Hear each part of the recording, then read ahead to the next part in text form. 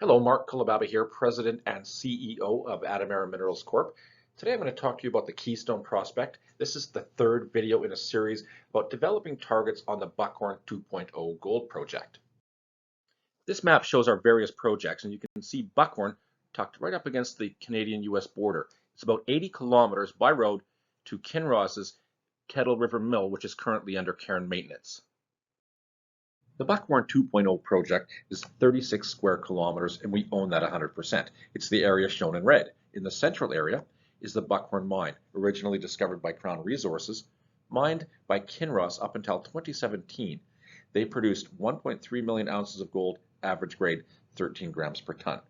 Now in this video, I'm going to talk to you about one of our prospects. We call it the Keystone Prospect. It's 1.5 kilometers from the Buckhorn mine. On the Buckhorn 2.0 Gold Project, we have a very significant data set that we use for developing targets. Some of that data was collected directly by Atomera, and some of that data was acquired from Kinross Gold Corp through a data transfer agreement. The Buckhorn mine contains magnetite and purite, which are both magnetic minerals. The red star in this map shows where the Buckhorn mine is, and you can see it seems to be associated with a magnetic high.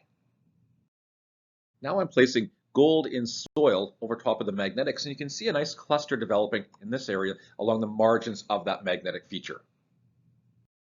This area is called the Keystone Prospect. We can now look at the detailed ground magnetics and see if any targets start to develop. First of all, let's turn the soil geochemistry off. A lot more activity in the detailed magnetics. Now let's zoom into that area and see what we can see. As we focus in, you can see just how active that magnetic data is. Also, you see the distribution of gold in rock and soil, and you can see historic drill holes. Let's turn the magnetic information off and take a look at the drill results. Zooming in a little. This map, you start to get an impression on the gold in the system. Red dots represent gold in soil, blue dots represent gold in rock samples, and the crosshairs are the historic drill holes. This hole intercepted 1.9 grams per ton gold and 4 grams per ton gold.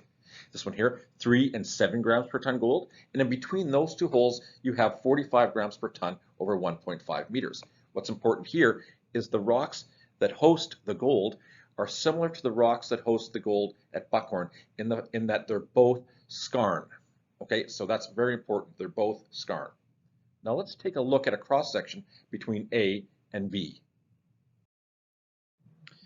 All right, here's our cross-section from A to B. You can see at 75 meters depth, there's some interesting intersections. Let's take a closer look. 0.6, 0.9, and 0.7 grams per ton gold. A couple of composites, 3 grams per ton gold over 3 meters, and also 3 grams per ton gold over 9 meters. And of course, 45 grams per ton gold over 1.5 meters.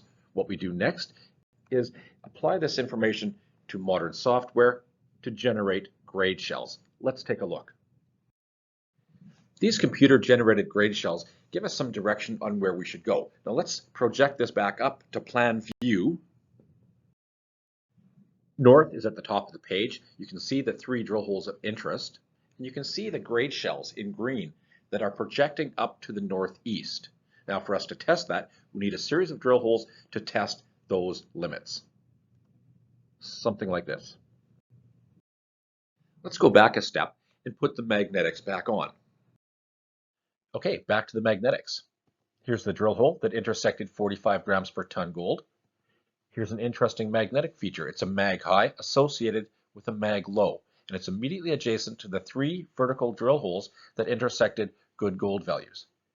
Now the software that predicted a gold grade shell to the northeast puts it through here, and you can see some good support by rock samples with 150 ppb gold, 250 ppb gold. And what we need to do now is test that. We need to put a few holes across that target to see if gold mineralization does exist, and if so, find some of the limits on that mineralization. Let's take a closer look at this concept. A mag high associated with a mag low. Well, here's another one. You've got gold support based on 200 ppb from a rock sample. Another good target. Both of these targets have not yet been tested by previous drilling because most of these holes are vertical. This is where things get interesting. If we can identify good mineralization in either of those targets, we have several other targets to look at. For example, this is another mag high associated with a mag low.